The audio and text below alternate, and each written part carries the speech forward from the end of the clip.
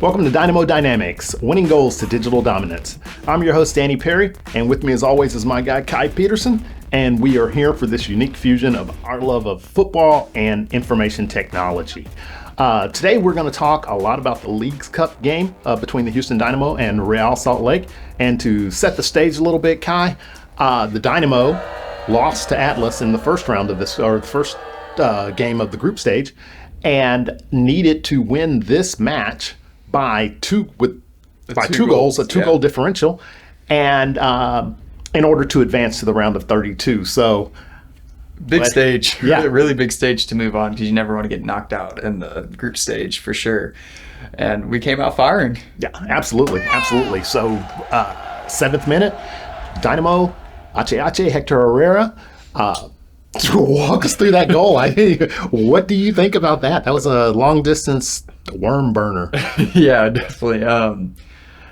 Ball deflected right to his feet, really far out. The first touch goes for goal. Has actually really good control on it. Honestly, I feel like a lot of players in the world would sky that ball or not put it on target, and he put it on target, deflected off two defenders and into the net. So he still got credit for the goal. So 1-0.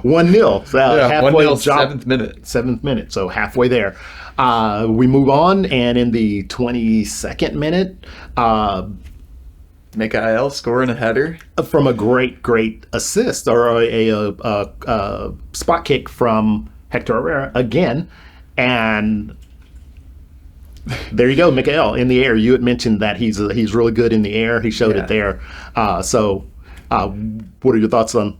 Good set piece. Hector Herrera, big time player showing up in big time games. Honestly, I mean, having a goal early and having assists in 22nd minutes, still early in the game, and it kind of turned the tide of the game for sure. Because then we have the game was more in our hands, even though the 2-goal lead is really dangerous, but it really looked promising from there. Absolutely. And good ball in. Mikhail put it away nicely. Absolutely. We always say that a 2-0 margin is the worst thing to have in soccer, because the complacency could set in. You think you've got this, and the other team, it only takes a goal to get you back in it. So we saw Real really start coming hard at the Dynamo in those moments, because they needed a single goal in order to advance in the tournament, based on where the score was at that time. And so they really started coming forward, but Andrew Tarbell back in the lineup. A lot of great saves. I think he had 5, and 3 of them were really scary opportunities for Salt Lake. So definitely of the saves of the spectacular variety. And then 41st minute. Another goal. Another goal to seemingly put it away. This one was credited as an own goal to Real Salt Lake, but I'm still giving it to Ponce, who was in as the striker for this match. I think he was really dangerous up front. He was in the right position. It looked like his foot was the last to touch it to me. It definitely looked like that more than Hector Herrera's for sure. Well, right. Hector Herrera's goal was off of 2 Real Salt Lake players' feet, and that was credited to him. Yet this one, I don't know. I'm going to give it to Ponce. But the 41st minute, 3-0 before halftime. Wow. Job done? No. You got to go into halftime thinking job's not finished, and another hard half and try to get another goal, and that's what we tried. We really, the second half, we didn't score, but we had some opportunities, and they were great. But so did Real Salt Lake. They had a lot of one-on-ones with the keeper, and Tarbell just made some saves. He really did. He did his job. He put his body on the line for sure. For a 3-0 score line, both keepers really made some fantastic saves in this game. Definitely. I mean, it was up and down the pitch, and real scrappy, real intense as Real tried to get back into it, but ultimately they didn't. And the weirdest part was it's the first game we didn't dominate possession, and the stat line shows that it was a really close game, but the score line doesn't. Well, the corners, I think you were mentioning earlier that they had 9 corners to our one. Yeah. So that just lets you know how scrappy the game was from the Dynamo perspective. Yeah, and I think 42 or 41 fouls total in the game. It was an aggressive match. So. sore ankles all around. There you go. But ultimately, they did it. Yeah. From a 2-0, needing a 2-0 scoreline in order to advance in the League's Cup. The Dynamo won it 3-0. Yeah, and honestly, I think in a tournament like this, I think a 2-goal lead when you know you have to win by 2 or more isn't as dangerous because the Dynamo seemed like they never took off the gas at all. They kept trying to attack and they kept trying to go. I feel like in MLS play, they might try to get a little bit more complacent, play a little more defensive and hold possession, but we were really attacking the whole game and it was fun to see. Yeah, absolutely. It's like do or die at that moment in time, or from the beginning of this match to the end.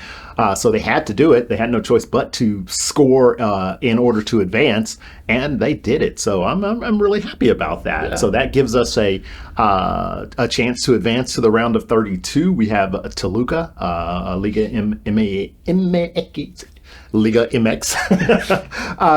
team coming up on August the 9th. So that would be a Friday night game. So Monday to Friday, and with the opportunity to advance to the round of 16. So look like we're in good form. I haven't seen them play, but I will say I think we're going to win.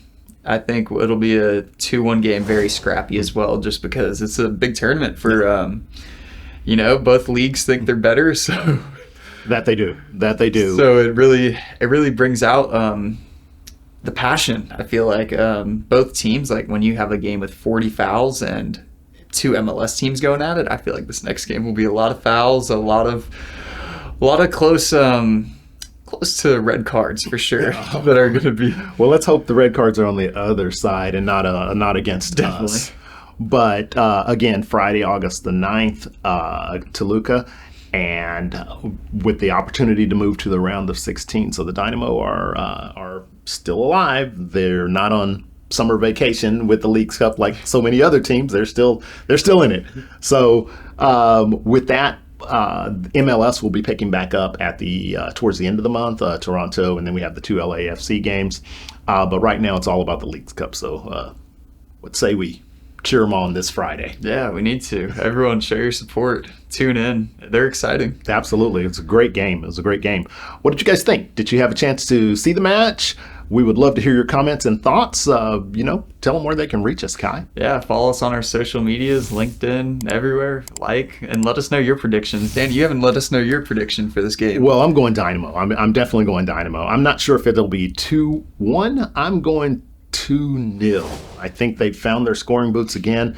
And their defense was so solid, man. As tough as that game was, their defense was so solid. And the goaltending was just next level. Do you think Tarbell or Clark should start next game? It's well, I'm gonna have to go with the hot hand right now. I agree. I think I would keep Tarbell in for this cup competitions are so unpredictable anyway, and having a different goalkeeper that the other team hasn't had a chance to get a lot of tape on, tendencies, all of that stuff. I think it changes the dynamic to such a degree that it benefits your team. Yeah, and I mean, if he's in form, I wouldn't start Clark. I would keep Tarbell and let Clark rest up for MLS. And we're in the home stretch of MLS. We have some really important games coming up, and the playoff hunt for when the league starts back up is crucial. So I agree with you. We're still in the midst of.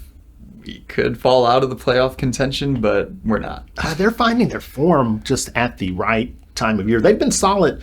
Really, since we've been watching them this season, they've been solid all season, and they've gotten better and better. Whereas at first it was the defense was better, and then the midfield caught up, and then the attack caught up, and so I think we're just improving as the year goes along, and hopefully that continues. Yeah, it's always nice when things fall into place like that. There we go.